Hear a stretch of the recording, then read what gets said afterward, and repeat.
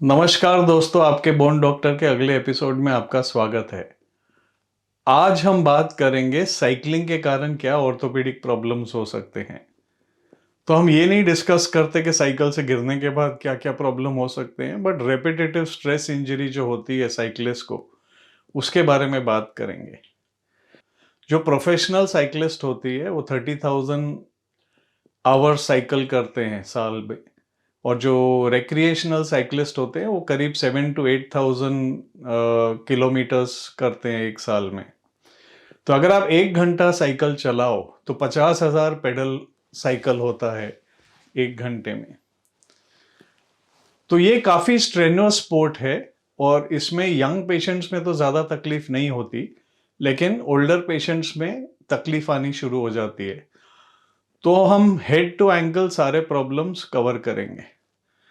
तो ideal position क्या होती है साइकिल की सीट की? अगर आप हिप जॉइंट देखें खड़े रह के, तो साइड में आपको एक प्रोमिनेंस दिखेगा जिसे ट्रोकेंटर कहते हैं। ट्रोकेंटर टू फ्लोर का डिस्टेंस मेजर करिए और ये आइडियल सीट हाइट होती है। थोड़े प्रॉब्लम्स में सीट हाइट ऊपर या नीचे करनी पड़ती है, वो हम आपको बताएंगे। और जब आप साइकिल करते हो, आपका जब लेग 6 o'clock पोजीशन में आता है, तो नी 20 या 25 डिग्री फ्लेक्शन में या बेंड होना चाहिए। इसमें सबसे कम ऑक्सीजन हंगर होता है, ऑक्सीजन कंजम्पशन बेटर होता है। तो ये आइडियल पोजीशन होती है अगर आपको ऑर्थोपेडिक प्रॉब्लम्स नहीं है तो। कई लोग रेसिंग साइकिल चलाते हैं और उसमें आपको काफी झुकना पड़ता है, और जब आप झुकते हो आप सामने देखने के लिए सर को ऊपर रखते हो।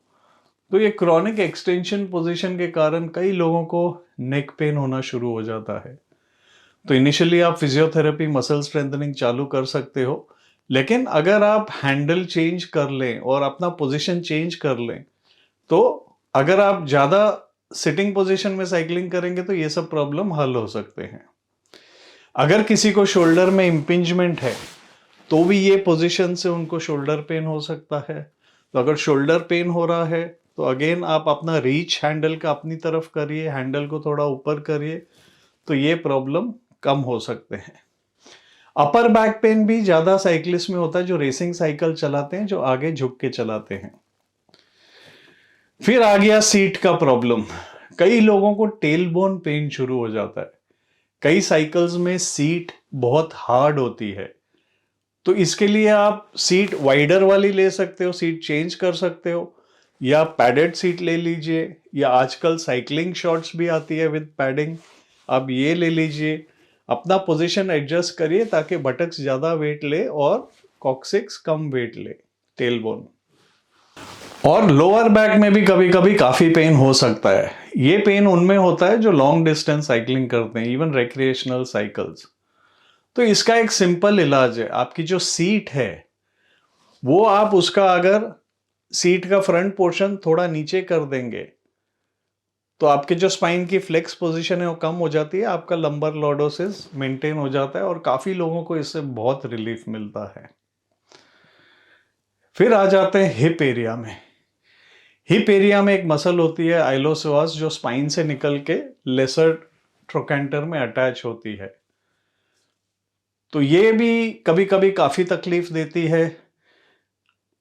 तो इसमें आपको मसल स्ट्रेचिंग करनी चाहिए और सीट आपको हाइट एडजस्ट करनी चाहिए ऊपर नीचे, और देखना चाहिए कि साइकिलिंग के बाद किस पोजीशन में आपको कम तकलीफ हो जाती है। फिर हम और नीचे आते हैं तो IT band syndrome. IT band syndrome में क्या होता है, रिपीटेड फ्लेक्शन एक्सटेंशन मूवमेंट नी की होती है। तो आईटी बैंड जो फाइब्रस स्ट्रक्चर होता है वो फीमर के लैटरल कॉन्डाइल में स्नैप होता है आगे पीछे, और फ्रिक्शन के कारण वहां काफी सूजन आ जाती है। तो इसको ट्रीट करने के लिए थोड़ी देर साइकिलिंग बंद करनी पड़ती है, आइस कंप्रेशन करिए, आईटी बैंड स्ट्रेचेस आते हैं ये आप करिए। अगर इससे भी ठीक नहीं हुआ तो इंजेक्शन स्टेरॉयड का ले सकते हैं। सीट की हाइट बढ़ाने से आपको इसमें काफी फर्क पड़ सकता है। कई लोगों की बोनी एनाटॉमी थोड़ी एबनॉर्मल होती है। अगर आपको इंक्रीज्ड वाल्गस है तो आपका क्यू एंगल, जैसे कि आप यहां देख रहे हो, क्यू एंगल या क्वाड्रिसेप्स पुल का जो एंगल होता है वो इंक्रीज हो जाता है, और वो आपके नी कैप को बाहर की तरफ खींचता है और इससे एंटीरियर नी पेन हो सकता है। तो आपको आपके नी के अंदर की मसल स्ट्रॉन्ग करनी है, जिसे हम वास्टस मीडियालिस कहते हैं। इसमें भी हाइट सीट के ऊपर करने से काफी फर्क पड़ जाता है। फिर पेस इंसरिनस बर्साइटिस हो सकता है, जैसे कि यहाँ आप देख रहे हो inner side of the knee में एक बर्सा होता है, वहां तकलीफ हो सकती है। तो इसका भी ट्रीटमेंट है rest, ice, may be steroid injection. फिर एक और सिम्टम होता है जो यूजुअली हम बास्केटबॉल प्लेयर्स में देखते हैं या स्पोर्ट्स में जहां ज्यादा जंपिंग करनी पड़ती है, इसको बोलते हैं पटेलर टेंडनाइटिस। ये भी हो सकता है। इसके लिए पटेलर टेंडन बैंड्स मिलते हैं जो स्ट्रेस ऑफलोड करते हैं, आप वो ट्राई कर सकते हो। इसमें भी सीट आप ऊपर करेंगे तो आपको रिलीफ मिलता है, लेकिन बेस्ट ट्रीटमेंट इसमें होती है eccentric quadriceps muscle strengthening and take a break from cycling for a few months. Rehabilitate your muscles, आपके वास्टस मीडियालिस क्वाड्रिसेप्स को आप स्ट्रॉन्ग करिए, हैमस्ट्रिंग स्ट्रेचिंग करिए, इससे आपको बहुत फर्क पड़ेगा। और फिर ग्रेजुअली आप साइकिलिंग में रिटर्न कर सकते हो। एक और चीज देखी गई है, जो साइकिलिस्ट सीट को बहुत लो रखते हैं उनके एंकल में मूवमेंट ज्यादा होता है पेडलिंग के टाइम, और जहां आपका टेंडो एक्किलिस हील में अटैच होता है वहां इन्फ्लेमेशन हो सकती है। तो इसके लिए सीट की हाइट बढ़ाएं और अपने फुट का पोस्चर भी करेक्ट करिए। अगर आपको फ्लैट फुट है और आपका फुट प्रोनेट हो रहा है तो अच्छे फुटवेयर डालिए इंसोल वाले, और पेडल में आप उसको टाइटली लॉक करके फिर आप साइकिलिंग करें। और सीट हाइट आप ऊपर कर देंगे तो हील पे कम प्रेशर पड़ता है। तो ये सारी साइकिलिंग इंजरीज हम देख सकते हैं क्रॉनिक रेपिटेटिव स्ट्रेस के कारण। तो ये सिंपल मॉडिफिकेशंस है जो आपको याद रखनी है, और अपने डॉक्टर से कंसल्ट किए बिना कुछ मत करिए।